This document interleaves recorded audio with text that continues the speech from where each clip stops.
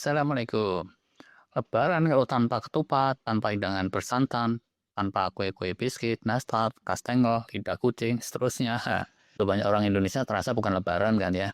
Tapi apakah di mana-mana Idul Fitri menunya seperti itu? Nah, jawabannya iya sih, cenderung iya.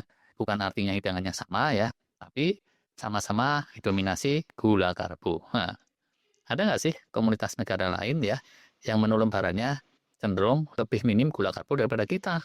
Nah, ini rada garuk kepala ya, karena asupan gula karbo itu udah ada di peradaban manusia ribuan tahun sebelum tradisi Idul Fitri itu sendiri. Dan suasana pesta di mana-mana itu jarang sekali tanpa gula karbo secara total, yaitu sejak gula itu mendunia.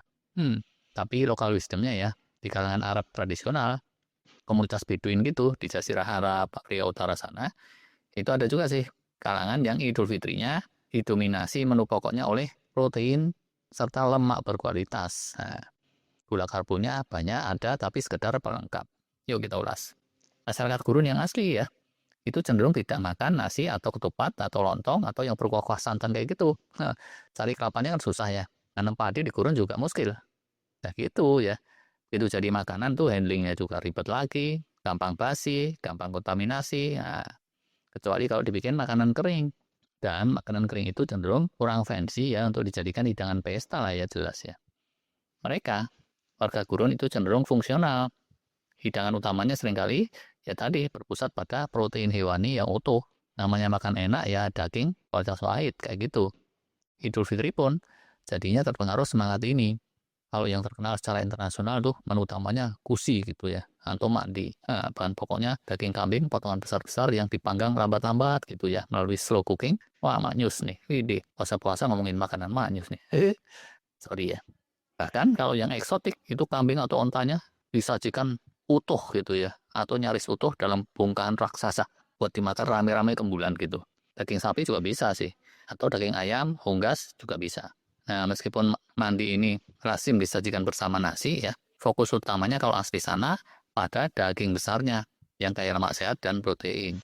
Di banyak komunitas Beduin ya, mereka itu memprioritaskan makan dagingnya dulu. Nasinya ya sakmit-sakmit gitu, nggak kayak di kita atau pakai roti Arab itu. Bahkan begitu dagingnya habis, itu sering juga langsung stop. Nasi rotinya dibiarin aja.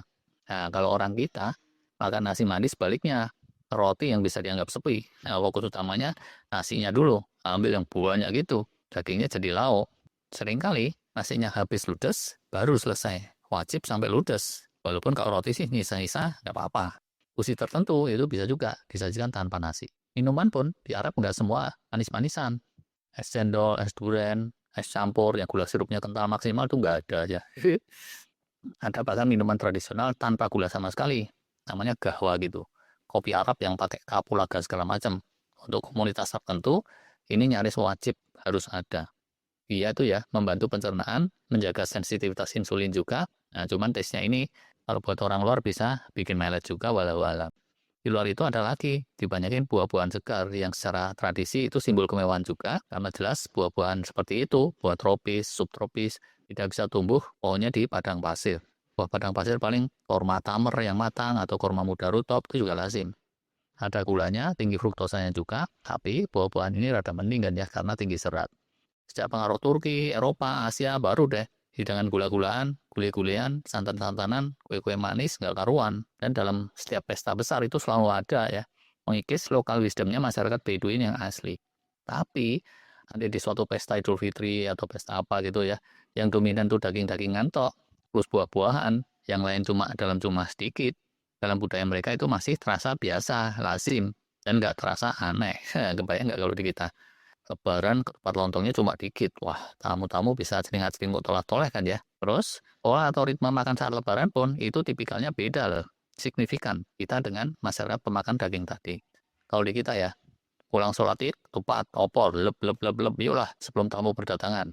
Begitu tamu datang, ngobrol sana-sini, itu sambil cemil-cemil cookies yang dominannya gula karbo tadi dan minuman manis pula. Kalau kelamaan ngobrol, saat gelombang tamu berikutnya datang, iya lu, tuan rumah sering juga nemenin makan lagi. Gelombang kedua, ketupat opor bareng satu porsi lagi, gubrak banget. Nah, kontrasnya nih, kalau yang pemakan daging tuh ya, saat ngambil makanan kan fokus utama daging. Yang lain-lain sekedar aksesori. Udah sebulan puasa, dapat daging, porsi penuh. Wah, kenyangnya sering mendekati absolut tuh. Habis itu ya udah, stop. Ngobrol sana sini, kalau nyamber asupan seringnya yang sifatnya membantu mencerna lemak protein tadi itu. Entah si kopi kapula gagawa, atau minuman jeruk, jus apa gitu, atau buah tertentu. Nah, di luar itu, kalau cemil-cemil kelasnya kecil-kecil banget, karena perut sudah kenyang. 3 jam berlalu gitu ya. Kalau ada anda minta ditemenin makan pun, seringnya udah berat tuh. Harap maklum, kalau ketupat sayur sih, dicernanya cepatnya. Sejam bisa nambah sepiring lagi. Tapi kalau daging porsi besar, nah 4 jam aja belum apa-apa tuh. Yang moderat pun ya, yang makannya nggak banyak, cuma beberapa suap gitu. Kalau dominannya daging, itu 2-3 jam berikutnya nggak gerangsang pengen cemil-cemil sana sini loh. Buat ngilangin amisnya daging-dagingan, bisa aja terus arahnya ke buah-buahan yang tinggi serat tadi. Nah, ini perlu catatan nih, catatan tambahan. Dengan pola hidangan yang seperti itu, apakah terus orang-orang Arab pasca Lebaran rata-rata lebih sehatan daripada kita? Nah, kalau yang masih melalui tradisi dan budaya leluhur sih mungkin aja. Cuman realitanya ya makin ke sini makin jarang yang tetap berpegang pada local wisdomnya leluhur mereka kalangan Beduin. Di zaman kekinian ya, bahkan mereka bisa lebih parah tuh. Kita sih banyak asupan gula karbo, makan dagingnya nggak seberapa. Sedangkan banyak di antara komunitas Timur Tengah, udah asupan dagingnya nggak karuan, dikala senggang, cemil-cemil gula karbo junk food, bebas merdeka, astagfirullah. Nah, ini saya jadi pikir ya, bisa nggak sih mulai sekarang kita bangun tradisi baru gitu ya di Indonesia atau minimal kalangan keluarga kita, supaya suguhan lebaran itu dominannya whole food gitu, daging, ikan-ikanan, ayam, telur, sayuran, buah-buahan, kekacangan, dan seterusnya. Hmm, sebelum menggagas ini berikutnya mungkin coba kita tinjau contoh yang lain ya, yang selain Arab. Yuk, sekarang udah dulu, terima kasih.